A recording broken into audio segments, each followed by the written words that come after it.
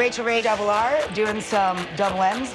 Woo! Food that you can make so quick it will free you up for more free time in your life. Look at that crispy skin.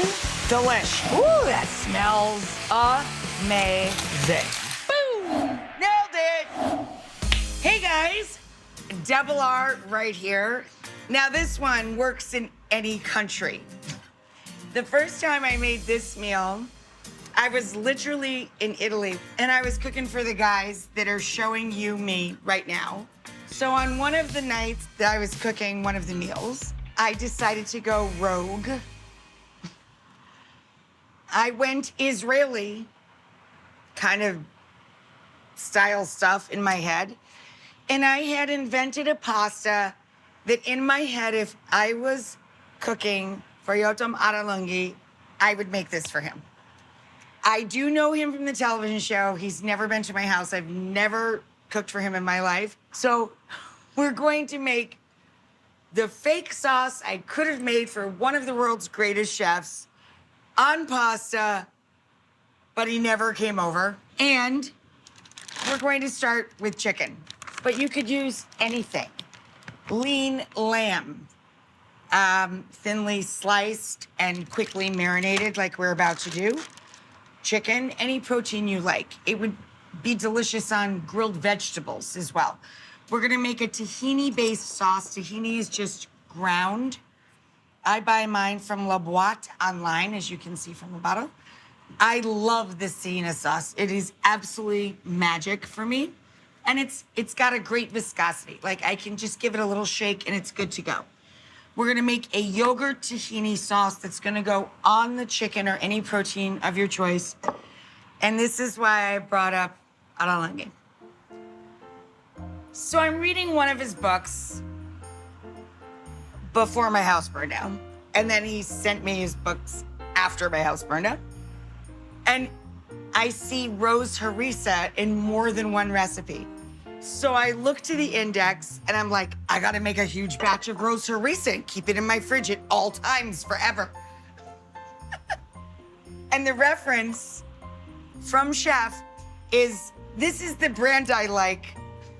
He buys it in a bottle. And I'm like, boom, that's my guy. You can also get in any grocery store in America, of course, harissa or chili paste in a tube. So that's gonna be our sauce. Let's get back to the chicken. All I do to this chicken, it's literally mind-numbingly simple, is I just make it the same thickness. So I already have the breasts in the bag, a few pieces of chicken breast, white meat. My husband prefers dark meat, so do I, quite frankly.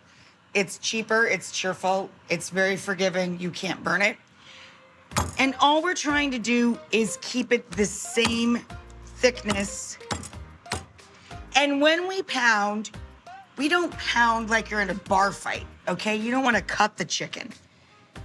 See how much longer that got compared to the piece that just came out of the package, okay? You want to go down and towards your body, and then she rips it. Down and towards your body with an even stroke is all you're trying to do. Down and toward, down and away. Anchor it, and you're just trying to get even thickness. I guess you should call it even thinness, right? Because you're making it thinner. You're making a paillard. You're making something thinner.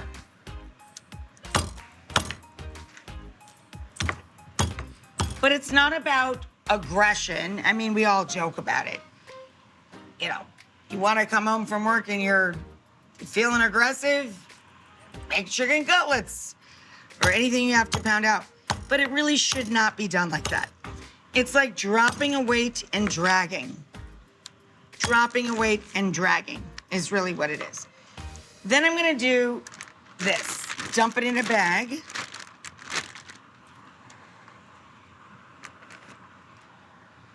Take a hand grater, add garlic.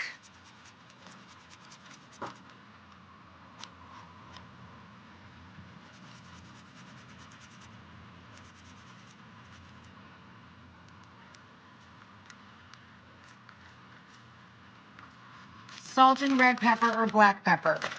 John prefers red pepper every time I ask him. Honey, open this for me. I don't want to take the chicken hand to do it. You want red pepper, right?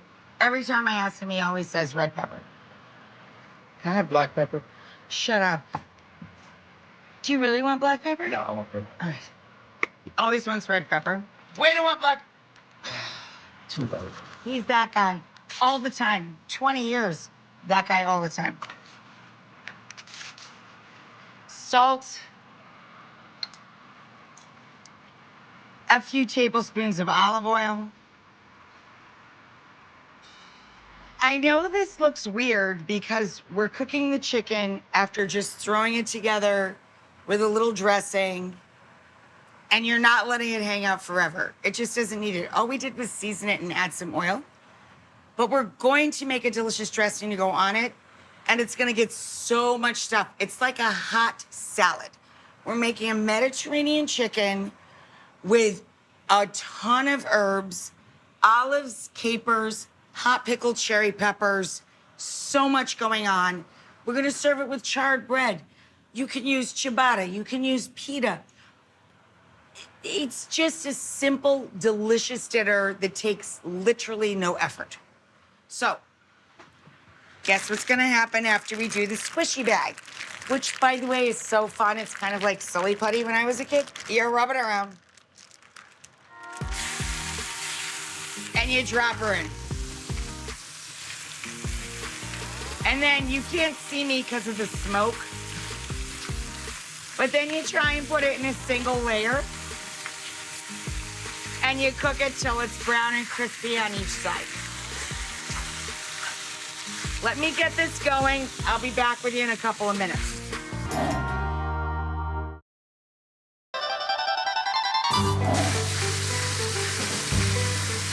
So when I made this in Italy, it was over a Tuscan grill. And a Tuscan grill is built over literally aged wood. Got a little bit of this side of my hair. This side's a bit shorter. So the chicken is cooking along nicely. And the last couple of minutes, I add lemon to the fire or the pan. Charred lemons give off a ton more juice. It caramelizes the front of the lemon, brings out the juice, makes it sweeter and less tart, and gives you more juice, period. So that's why we do that.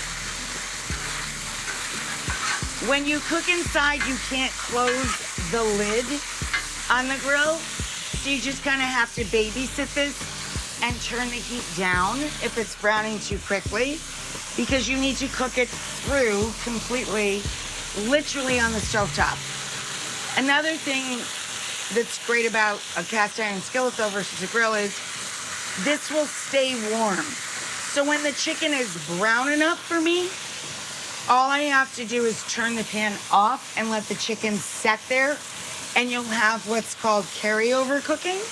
The chicken will continue to cook through because the pan retains and holds so much heat for so much time. So as soon as I like the look of the outside, cut the pan heat off and just let it set there a few minutes and you're golden. Plus we pounded it out, so literally, because it's a paillard, it is by definition quick cooking.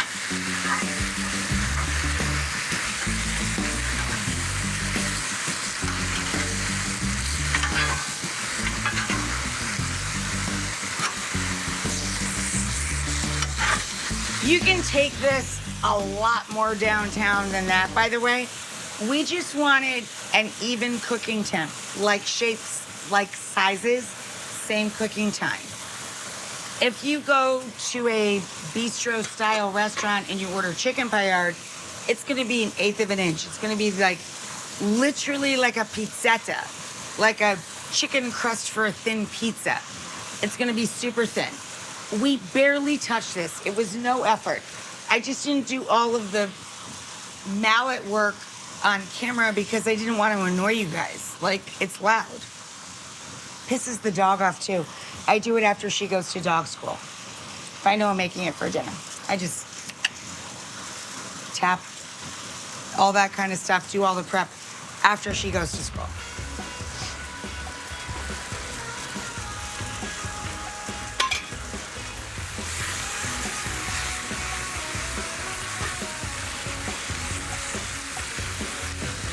I think our color's looking good.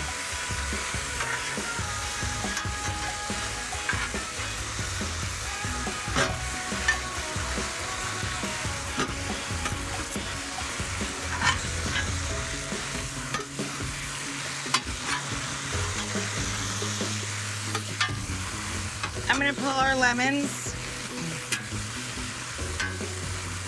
Make sure every piece of chicken is evenly distributed in the pan.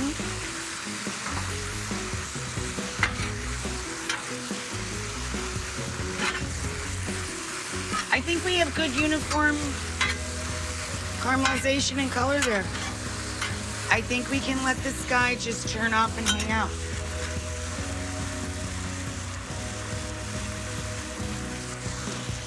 Which means we can turn that sucker off. Take a break. And go ahead, Rachel.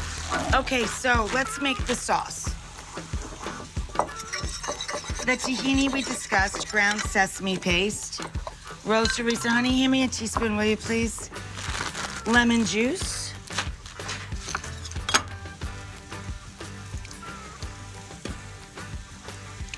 One cup of the tahini. Thank you, honey. About 2 tablespoons of harissa or roast harissa.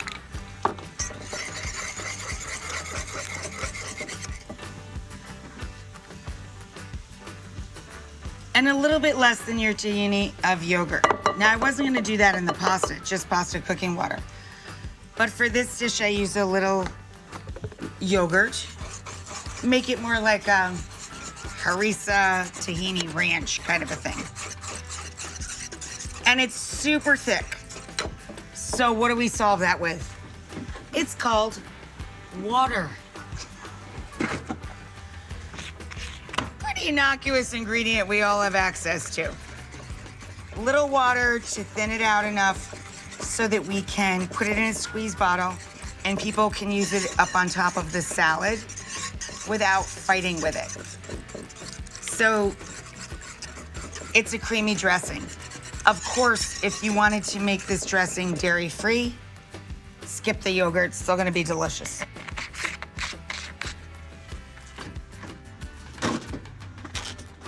Whoops.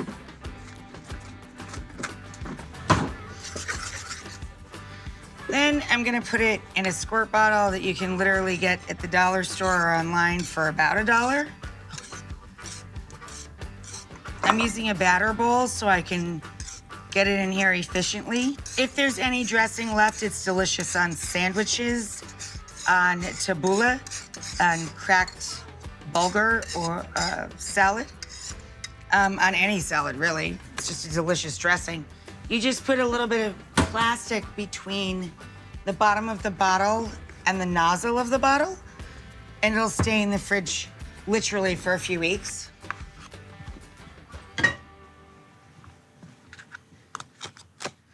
So now we just have to build this big, beautiful salad and char up some pita. So regular paste, our herbs, gotta wipe down the counter, gotta get this out of the way. All right. Platter.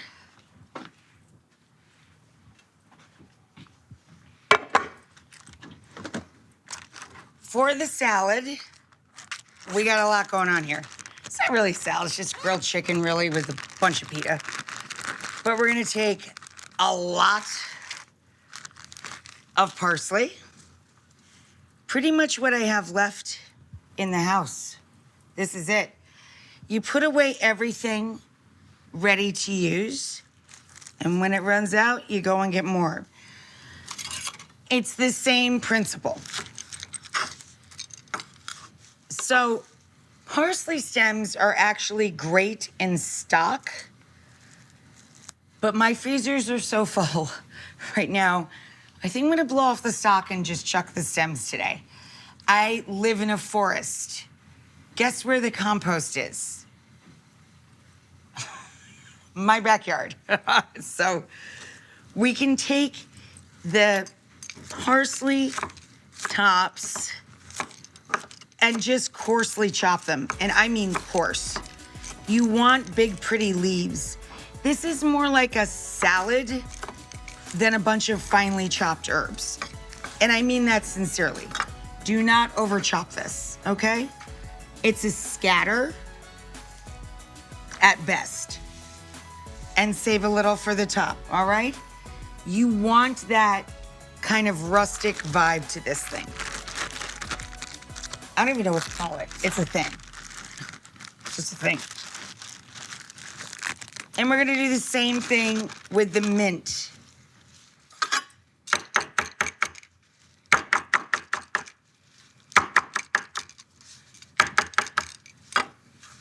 Give it a little haircut. Put a little mint on the platter. Okay? And see, I'm saving as we go, a little bit to go on top too, all the way down the line. That bag shot.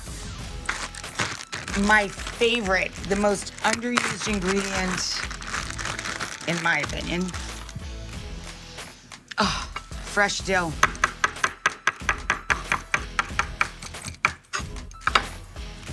Fresh dill, baby. Yeah. I'll meet you right back here in a couple.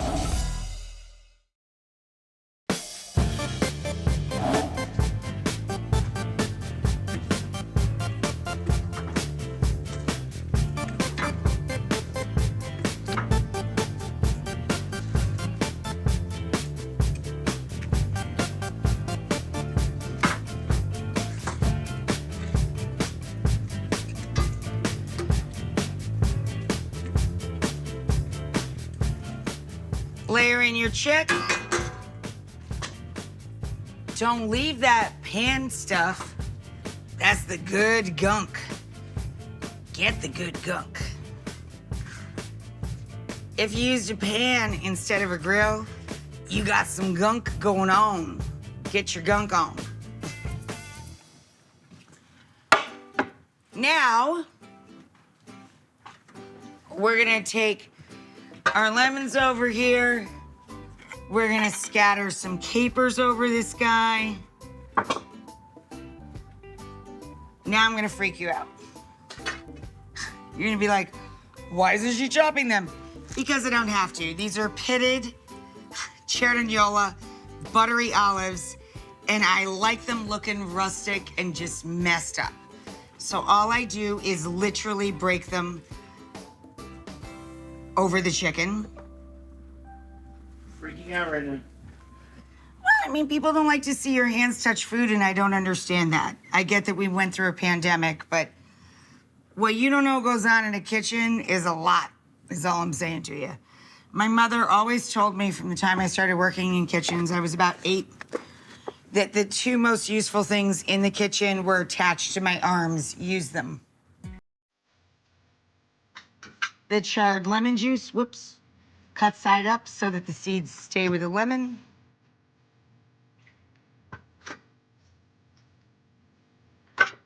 All the rest of the herbs.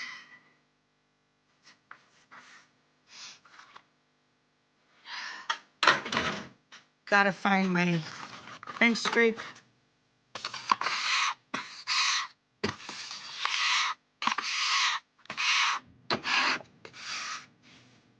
All of the rest of the herbs.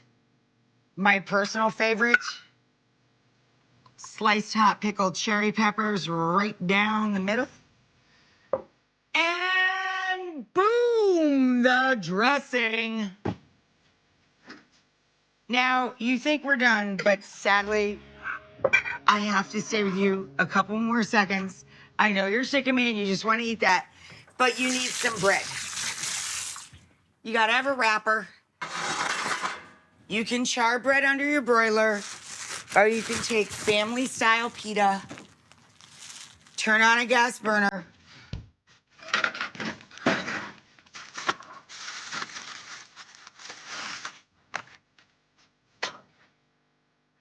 Yeah. I just put bread on fire. Makes me feel, I don't know, weirdly cool. All I'm doing is toasting pita. But you put these big floppy things, I literally put them on the counter because all of my counter is butcher block. You can also put them under your broiler, just put them in the oven and warm them up. But I just think this is fun.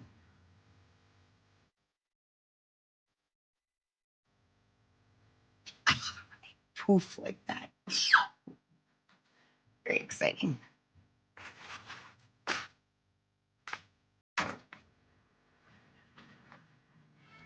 And there you go, guys. How gorgeous is that dinner? Extra sauce on the side. Delish. Don't know what else to say about it. Big in Italy. Hopefully we're gonna make it popular here too. Enjoy.